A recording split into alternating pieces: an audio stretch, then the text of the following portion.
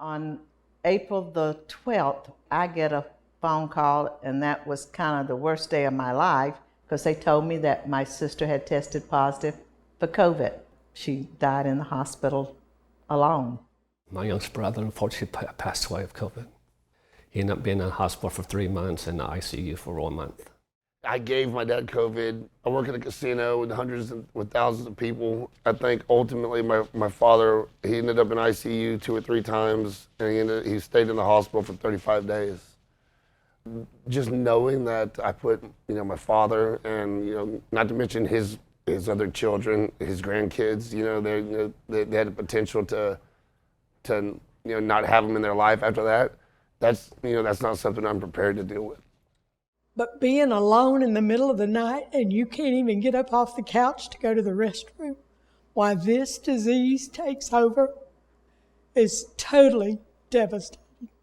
On a scale of 1 to 10, it's about a 15, especially this second variant, the Delta variant. There's not a population category by age right now that is not affected. Our vulnerable population is everybody.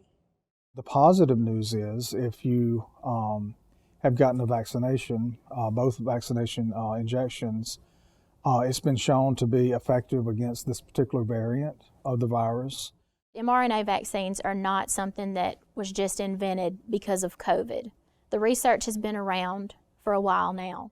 We've given over 5,000 vaccines. No one's had side effects to have to report to what's called the VAER system, and that's the adverse effect reporting system for the CDC.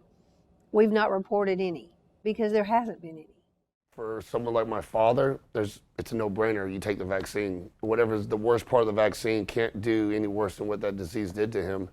There's no doubt for me, if I had to go through the potential of, possibly losing him or ever even having to deal with just a little bit of that guilt because of, the environments that I'm in, it was an easy choice for me.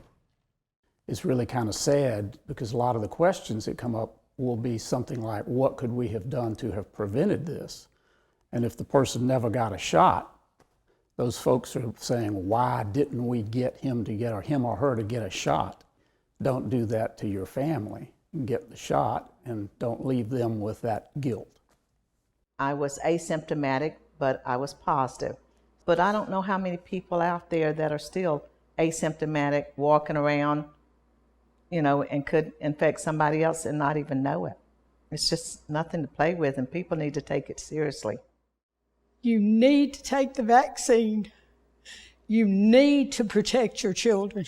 Too many of our community is dying, and we've got to protect our own.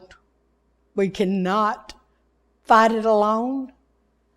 And if you think you cannot get it, you're wrong.